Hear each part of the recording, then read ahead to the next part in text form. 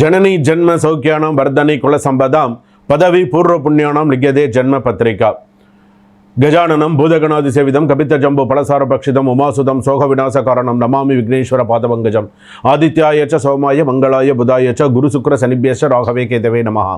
உலகெங்கும் வாழக்கூடிய நெக்ஸ்ட்ஜென் நேயர்கள் அனைவருக்கும் வணக்கம். நான் உங்கள் டாக்டர் வி ராஜ்குமார் சிவாச்சாரியார் பேசுகிறேன். இந்த வார ராசி பலன்கள் நம்ம பார்க்க போகிறோம். திங்கட்கிழமையிலிருந்து ஞாயிற்றுக்கிழமை வரை அன்றாடம் நாம் சந்திக்கக்கூடிய சில விஷயங்கள்லாம் இருக்குது. இந்த வார ராசி பலன்கள் என்பது ரொம்ப மிக முக்கியமானது.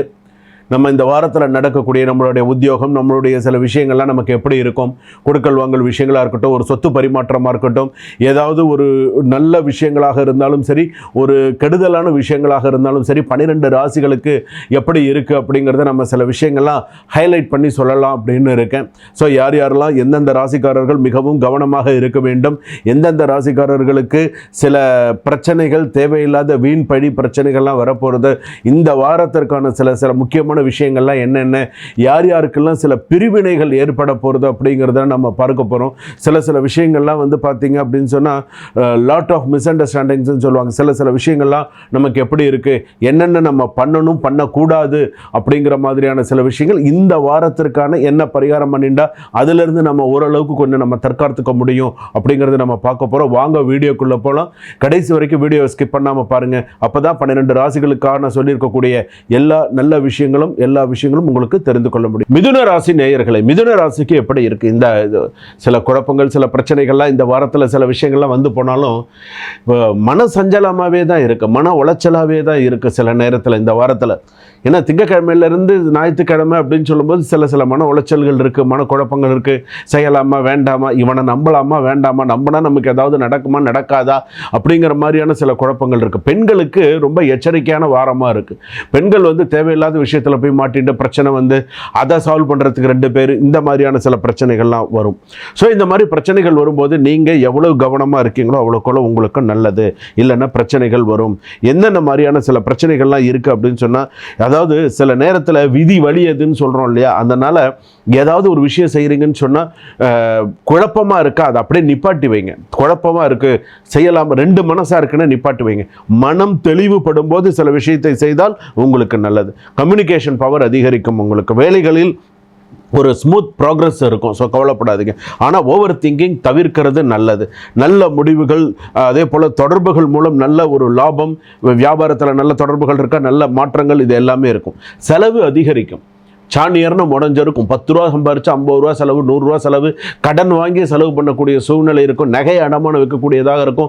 சில பேர் வீடு அடமானம் வச்சு ஏதாவது ஒரு கடன் அடைக்கலாமா அப்படிங்கிற மாதிரியான சில சூழ்நிலைகள் இருக்கும். சில நேரத்தில் மனைவி ஒத்து வர மாட்டாங்க, சில நேரத்தில் கணவர் ஒத்து வர மாட்டாங்க. 2 பேருமே ஒத்து வரும்போது அந்த இடத்துல பிரிதல் அப்படிங்கிறது இருக்கும். ஏதாவது ஒத்து வரும்போது அதுக்குள்ளேயே வந்து பார்த்தீங்கன்னா ஒரு பிரிதல் வந்துடும். தேவையில்லாத ஒரு பிரச்சனை வந்து, தேவையில்லாத ஒரு மிஸ் அண்டர்ஸ்டாண்டிங் வந்து, அந்த மாதிரியான சில விஷயங்கள் வரும். ஆனால் புதிய ப்ராஜெக்ட்லாம் அப்ரூவல் ஆகிறதுக்கு நிறைய நல்ல விஷயங்களை இந்த வாரத்தில் நடக்கிறதுக்கான வாய்ப்புகள் நிறையா இருக்கும். குடும்பத்தில் வந்து மிஸ் அண்டர்ஸ்டாண்டிங் இல்லாமல் இந்த வாரம் கொண்டு போனீங்க அப்படின்னு சொன்னால் நல்லது. அன்பை அதிகரித்து வாடுற வாழ்க்கை சுபமாக இருக்கும் அப்படின்னு உங்கள் ஜாதகத்தில் சொல்கிறது. அதே போல் இந்த வார ராசி பலன்கள் சொல்கிறது. அதே போல் வந்து சொத்து வாங்கும் சிந்தனை அதிகமாக இருக்கும். இந்த வாரத்தில் ஏதாவது இடம் வாங்கலாமா, ஏதாவது ஒரு விஷயங்கள் செய்யலாமா அப்படிங்கிற மாதிரி இருக்கும். வண்டி 2 வீலர் 4 வீலர் வாங்குறதுக்கான யோக அம்சங்கள்லாம் இருக்கும்.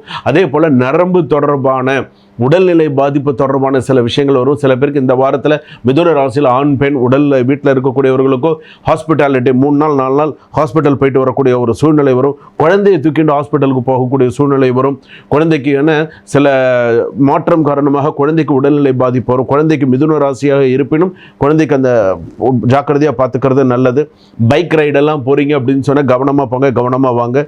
அதே போல் வந்து புதன்கிழமை இல்லைன்னா இந்த வார ராசி பலன்கிறதுனால புதன்கிழமை அன்னைக்கு நவகிரகத்தில் இருக்கக்கூடிய புத பகவானுக்கும் ராகு பகவானுக்கும் ஒரு 2 நெய் தீபம் ஏற்றி அந்த வாரத்துக்கு உண்டான வழிபாடை செய்யுங்க. வீட்டு பக்கத்திலே இருக்கும் நவகிரக கோவில்லாம் இல்லாமல் இருக்காது. புதனுக்கும் ராகுக்கும் விளக்கு ஏற்றுங்க. ஸோ சில விஷயங்கள்லாம் உங்களுக்கு சில விஷயங்கள்லாம் நல்லபடியாக நடக்கும். அதை அப்படியே பயன்படுத்திக்கோங்க. அதே போல் வந்து பார்த்தீங்க அப்படின்னு சொன்னால் கொடுக்கல் வாங்கல் விஷயத்தில் பெண்கள் எச்சரிக்கையாக இருங்க. பண விஷயத்தில் கெட்ட பேர் வரத்துக்கு இந்த வாரத்தில் வாய்ப்புகள் இருக்குது. அதே போல் வந்து ஷேர் மார்க்கெட்டில் மற்ற விஷயத்தில் பண முதலீடு அகலக்கால் வைக்கிறது அப்படிங்கிறது வேண்டாம். எதில் செய்தால் நல்லதோ அதை மட்டும் பண்ணுங்கள். மனம் குழப்பம் அடைகிறது. தெளிவான சிந்தனை வேண்டும். நிறைய நற்காரியங்கள்லாம் கூடி வரதுக்கான வாய்ப்புகள் நல்லா இருக்குது. சக்ஸஸ்ஃபுல்லாக இருக்கலாம். பொறுமையாக இருங்க. சுபம்.